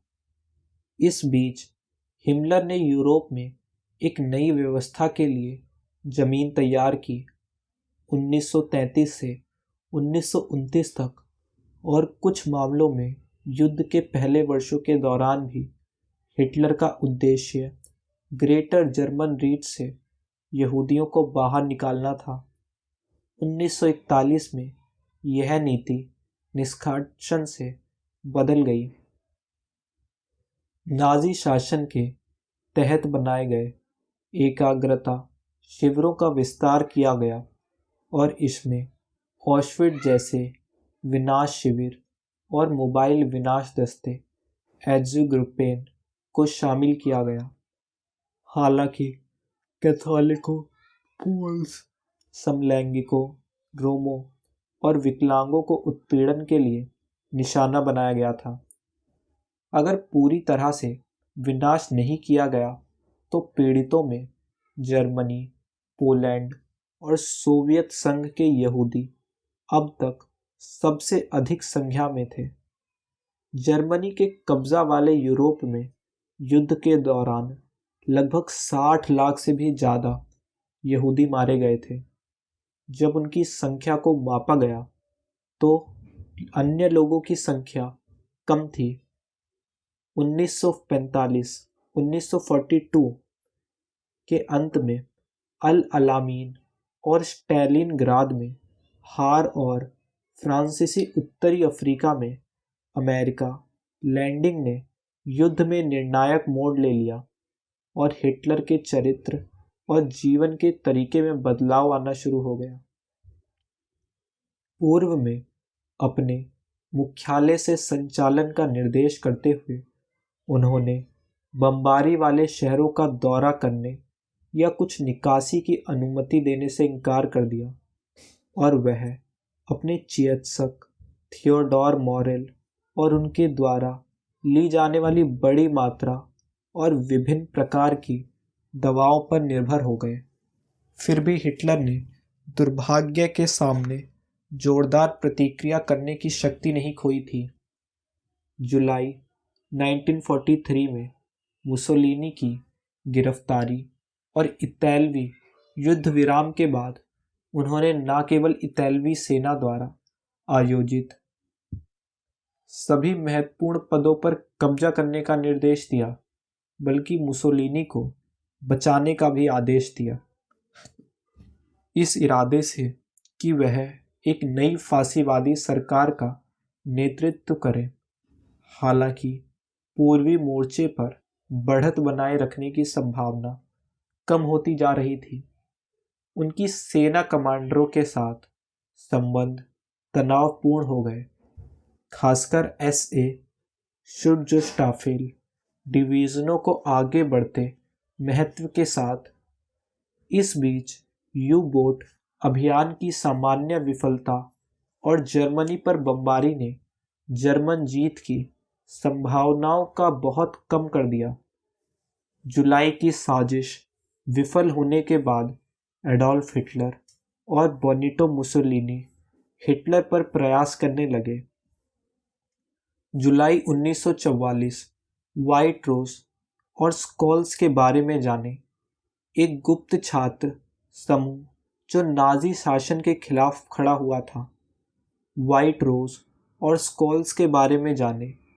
एक गुप्त छात्र समूह जो नाजी शासन के खिलाफ खड़ा हुआ था। इस लेखे के लिए आप 1944 की जुलाई में साजिश के बारे में भी पढ़ सकते हैं। 1943 से 44 में हिटलर के जीवन पर कई प्रयासों की योजना बनाई गई थी। सबसे सफल 20 जुलाई 1944 को हुआ, जब कर्नल क्लॉस वॉन टॉफिनबर्ग ने पूर्वी प्रशिया में हिटलर को मुख्यालय में आयोजित एक सम्मेलन में एक बम विस्फोट किया गया, लेकिन हिटलर सतही चोटों के साथ बच गया और कुछ अपवादों को छोड़कर साजिश में फंसे लोगों को मार डाला गया। असल में 1943 से 44 के बीच में इस पूरे एक साल में बहुत बार हिटलर को मारने का प्रयास किया गया था, लेकिन ये कहा जाता है कि हिटलर ने अपने जैसे लोग एक पॉइंट कर रखे थे कि जो फेस में उसकी तरह दिखते हो, और उनको मतलब अपने जैसी एक ड्रेस पहना के और फेशियल विग वगैरह लगा के वो उनको भेजता था, क्योंकि उसको डर था अपने कि कहीं वो मारा ना जाए, इसलिए उन लोगों को अपनी जहाँ स्पीच वगैरह होती थी वो उन लोगों को भेजता था। और इसमें 2-3 लोग मारे भी गए थे, और जिन लोगों ने हिटलर को मारने का सोचा था उनको लगा कि सब लोग मर गए हैं, लेकिन फिर दोबारा कहीं स्पीच होती फिर वो अपने ऐसे दूसरे उसको क्लोन को भेज देता था। सेना की स्वतंत्रता में कमी अब पूर्ण कर दी गई। सभी सैन्य मुख्यालयों में राष्ट्रीय समाजवादी रणनीतिक अधिकारियों को नियुक्त किया गया। इसके बाद हिटलर लगातार बीमार रहने लगा, लेकिन उन्होंने कभी आराम नहीं किया या नियंत्रण नहीं खोया। उन्होंने अपने करीबी अधीनस्थों पर लगभग सम्मोहक शक्ति का प्रयोग जारी रखा। ये भी कहा जाता है कि हिटलर एक साइकेट्रिक उसमें इलनेस थी, कि एक जिद थी उसमें पूरे वर्ल्ड को कॉन्कर करने की, जिनमें से किसी के पास भी कोई स्वतंत्र अधिकार नहीं था। नॉर्मंडी पर मित्र देशों के आक्रमण अंत की शुरुआत को चिन्हित किया गया। कुछ ही महीनों के भीतर 8 यूरोपीय राजधानियां, जिसमें से आता है Rome, Paris, Brussels, Bucharest, Sofia, Athens, Belgrade, Helsinki. Athens एक राज्य है, ये अब बहुत फेमस है अपने फिलोसफर्स के लिए। अगर आपने मेरी सोफी की संसार ऑडियो बुक सुनी होगी, जो कि फ़िलॉसफी के बारे में है, अगर आपको फ़िलॉसफी में थोड़ा बहुत इंटरेस्ट है तो आप जाके देख सकते हैं, मेरे चैनल पर है वो। उसमें एथेंस के बारे में काफ़ी विस्तार से बताया गया है। मित्र राष्ट्रों द्वारा यह कंट्रीज मुक्त कर दी गई या उनके सामने असमर्थ पूर्ण कर दिया गया।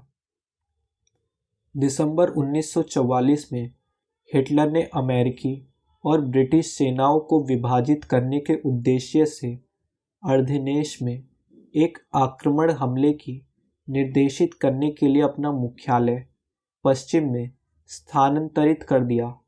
जब यह विफल हो गया तो नए हथियारों का उपयोग किया गया। जून 1944 से लंदन में जर्मन रॉकेट दागे गए थे, या मित्र देशों की शक्तियों के टूटने के आधार पर जीत की उनकी उम्मीदें और अधिक दूरदर्शी हो गई। बर्लिन पर सोवियत हमले के बारे में जाने, जिसके कारण हिटलर ने आत्महत्या की लेख जनवरी 1945 के बाद हिटलर ने कभी भी बर्लिन में चांसलरी या उसके बंकर को कब नहीं छोड़ा, और सोवियत सेनाओं के बर्लिन में बंद होने के कारण दक्षिण में अंतिम प्रतिरोध का नेतृत्व करने की योजना को छोड़ दिया। अत्यधिक घबराहट की स्थिति में उसने अंततः हार की अनिवार्यता को स्वीकार कर लिया और उसके बाद अपनी जान लेने के लिए तैयार हो गया और उस देश को उसके भाग्य पर छोड़ दिया जिस पर उसने पूर्ण कमान संभाली थी। हिटलर लास्ट में जब सब लोगों ने हिटलर पे एक साथ हमला कर दिया था, रशिया ने भी, क्योंकि रशिया चिढ़ा हुआ था क्योंकि उसने उस पर हमला करा हुआ था, और अमेरिका, फ्रांस, ये सब ने एक साथ हमला कर दिया था कि सब लोगों ने उसी को टारगेट बना लिया था।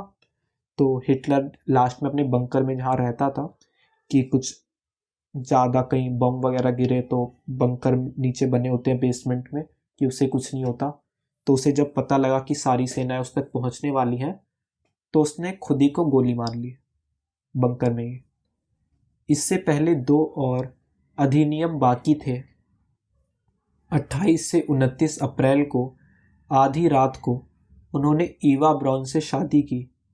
इसके तुरंत बाद उन्होंने अपना रणनीतिक वसीयताम तय किया, अपने करियर को सही ठहराया और एडमिरल कार्ल डेनिट्स को राज्य के प्रमुख और जोसेफ गोएबल्स को चांसलर नियुक्त किया।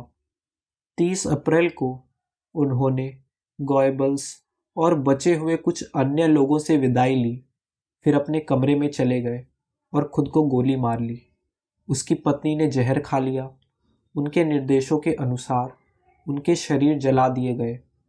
हिटलर की सफलता एक राष्ट्रीय नेता के रूप में उसके अद्वितीय प्रतिभा के प्रति युद्धोपरांत जर्मनी की संवेदनशीलता के कारण थी। उनका सत्ता में आना अपरिहार्य नहीं था, फिर भी ऐसा कोई नहीं था जो घटनाओं का फ़ायदा उठाने और उन्हें अपने स्वार्थ के लिए आकार देने की उनकी क्षमता की बराबरी कर सके। उनके पास जो शक्ति थी वह अभूतपूर्व थी। अपने दायरे और अपने नियंत्रण में तकनीकी संसाधनों दोनों में उनके विचारों और उद्देश्यों को लाखों लोगों ने, विशेषकर जर्मनी में बल्कि अन्यत्र भी, पूर्णतः या आंशिक रूप से स्वीकार किया। टीआई द्वारा में वह पराजित हो गया। उसने पुराने यूरोप के बचे हुए अधिकांश हिस्से को नष्ट कर दिया था, जबकि जर्मन लोगों की वह सामना करना पड़ा जिसे वे बाद में वर्ष शून्य कहते थे। एलन बुलॉक, बैरन ब्लॉक, वेल्फ्रेड एफ नेप, ब्रिटानिका के संपादक, इतिहास में हिटलर का स्थान। उससे कहीं अधिक किताबें लिखी गई हैं। द्वितीय विश्व युद्ध की घटनाओं के समय और दूरी ने भी हिटलर की ऐतिहासिक व्याख्या को प्रभावित किया है। उनके ऐतिहासिक महत्व एक ऐसा शब्द जिसका कोई सकारात्मक निर्णय नहीं होता के बारे में आम सहमति है। द्वितीय विश्व युद्ध शुरू करने के लिए हिटलर मुख्य रूप से और अकेले ही जिम्मेदार था। यह शासकों और प्रथम विश्व युद्ध छेड़ने वाले राजनेताओं को विभिन्न जिम्मेदारियों से अलग था। हॉलोकास्ट के कार्यान्वयन के लिए उनका अपराध यानी यहूदियों के निष्कासन से लेकर अंततः पूरे यूरोप और यूरोपीय रूस के यहूदियों सहित जर्मन नीति का विनाश की और बदलाव भी स्पष्ट है। हालांकि इस आशय के उनके आदेश का कोई भी दस्तावेज मौजूद नहीं है, लेकिन हिटलर के भाषणों, लेखों, सहयोगियों और विदेशी राजनेताओं के साथ चर्चा की रिपोर्ट और कार्य को अंजाम देने वालों की गवाही का अक्सर उसकी भूमिका के सबूत के रूप में उद्धृत किया गया है। उनके कई सबसे हिंसक बयान उनके टेबल टॉक्स प्रमाणक नहीं है के दौरान उनके अनुचरों द्वारा दर्ज किए गए थे। उदाहरण के लिए अगर हम एक एग्जाम्पल लें तो 30 जनवरी 1939 में उनको अपने शासन की छठी वर्षगांठ मनाने के लिए हिटलर की रीचस्टैग से कहा, आज मैं एक बार फिर भविष्यवक्ता बनूंगा। यदि यूरोप में अंदर और बाहर राष्ट्रीय यहूदी फाइनेंसर राष्ट्रों को एक बार फिर डुबाने में सफल हो जाए, विश्व युद्ध में तो परिणाम पृथ्वी का बोल्शवीकरण और इसी प्रकार यहूदी धर्म की जीत नहीं होगा, बल्कि यूरोप में यहूदी जाति का विनाश होगा।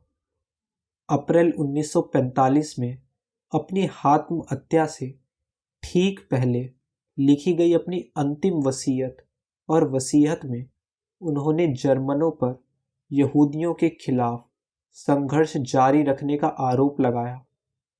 सबसे ऊपर मैं सरकार और लोगों को नस्ल कानून को सीमा तक बनाए रखने और विरोध करने का आदेश देता हूँ।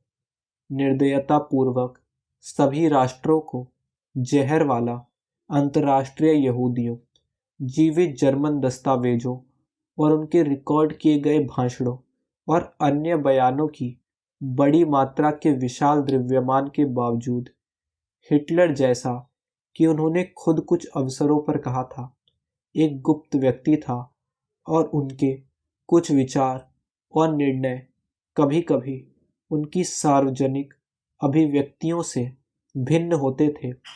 एडोल्फ हिटलर की मैन काम्फ पोलैंड के रुस्टोविजो के पास पोर्स्टुथॉफ एकाग्रता शिविर में प्रदर्शनी के लिए एडोल्फ हिटलर की मैन काम्फ की एक प्रति लंबे समय तक इतिहासकारों और अन्य टिप्पणीकारों ने यह मान लिया कि हिटलर की इच्छाएं, महत्वाकांक्षाएं और विचारधारा स्पष्ट रूप से मैन काम्फ में सामने आई थी।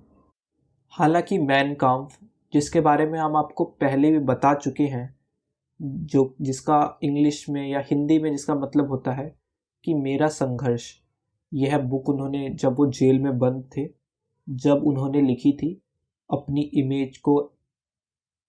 इमेज को सुधारने के लिए। जैसा कि आजकल के कुछ एक्टर्स हैं वो अपनी वो मूवी बनाते हैं और कि ताकि उनकी पुरानी इमेज जो है वो उससे सुधर जाए और लोगों का थोड़ा ब्रेन वॉश कर सके। तो उस टाइम पे मूवीज़ तो होती नहीं थी, तो उस टाइम पे बुक्स लिखी जाती थी लोगों द्वारा, खुद के द्वारा, कि मतलब वो खुद ही लिखते थे लेकिन ऐसा पोर्ट्रे करते थे कि उनके ये बायोग्राफी है, ताकि लोग उनके बारे में उनकी इमेज अच्छी बने। तो वैसे ही हिटलर ने एक बुक लिखवाई थी जो उन्होंने खुद ही लिखी थी, मैन काम्फ। आत्मकथात्मक भाव से उन्होंने कम से कम 3 मामलों में सच्चाई को तोड़ मरोड़ कर पेश किया था।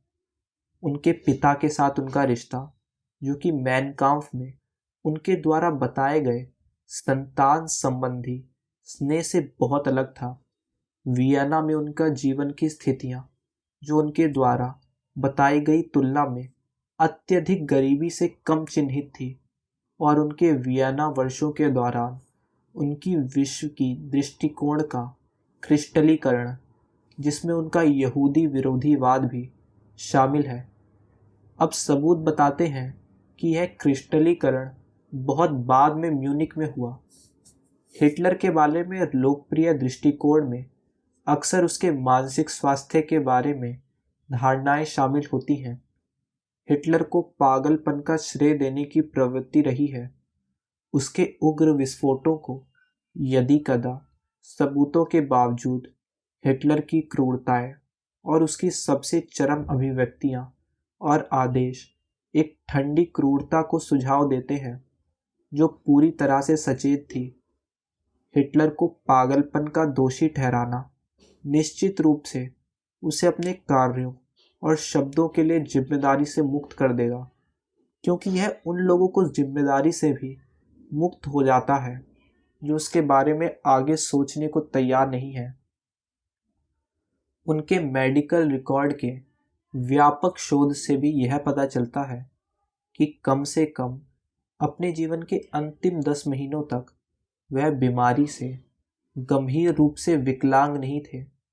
जब वह मारे गए थे, या मतलब मारे नहीं गए थे, उन्होंने खुद को गोली मारी थी, तो उनके ऐसे हाथ कांप रहे थे, जो कि पार्किंसन एक डिजीज होती है, उसका एक साइन है जिसमें हाथ कांपते हैं। कई लोगों का ये भी मानना है कि व्लादिमीर पुतिन, जो अभी करंट के रशिया के है प्रेसिडेंट, उनको भी कई बार ऐसे हाथ कांपते हुए देखा गया है, जिसकी वजह से वो टेबल वगैरह पकड़ लेते थे। तो उनको भी कहा जाता है कि ये पार्किंसन डिजीज़ का साइन था। तो काफ़ी सारे राजनेता होते हैं जो अपनी मतलब कि ये काफ़ी खतरनाक डिजीज़ है, इसको छुपाते हैं बाकी लोगों से। तो हिटलर को भी कहा जाता है कि उनके हाथ कांपते हुए देखे गए थे जब उन्होंने खुद को गोली मारी, लेकिन यह बात किसी को पता नहीं है कि उनको पार्किंसन था या नहीं था। यह निर्विवाद है कि हिटलर में हाइपोकॉन्ड्रिया की एक निश्चित प्रवृत्ति थी। युद्ध के दौरान उन्होंने बड़ी मात्रा में दवाई खाई थी। वह लगातार दवाइयाँ खाते थे और 1938 की शुरुआत में ही उसने खुद को आश्वस्त कर लिया था कि वह लंबे समय तक जीवित नहीं रहेगा, जो उस समय विजय के लिए उसकी समय श्रेणी से तेजी लाने का एक कारण हो सकता है। यह भी ध्यान दिया जाना चाहिए कि हिटलर के पास मानसिक क्षमताएं थी जिन्हें उसके कुछ शुरुआती आलोचकों ने नकार दिया था। इनमें कुछ विवरणों के लिए पास आश्चर्यजनक श्रमति और अपने विरोधियों की कमजोरियों को सहज अंतर्दृष्टि शामिल थी।